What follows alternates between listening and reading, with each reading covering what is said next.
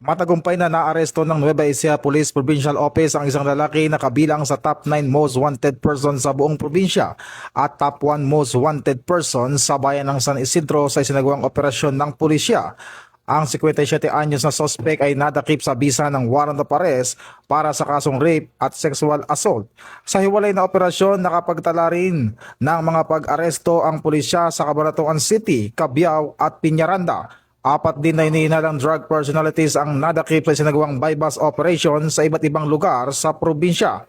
Samantala, isang suspect ang naaresto matapos maaktuhan sa pagnanakaw ng kable ng kuryente habang 3 pang lalaki ang nahuli kaugnay ng isang insidente ng pananaksak. Ayon kay Police Colonel Richie R. Clarbal, Provincial Director ng Nueva Ecija Police Provincial Office, magpapatuloy ang pinaigting na operasyon laban sa kriminalidad upang matiyak ang hustisya at kaligtasan ng publiko sa buong probinsya. Ito ang bagong PNP para sa bagong Pilipinas, serbisyong mabilis, tapat at nararamdaman.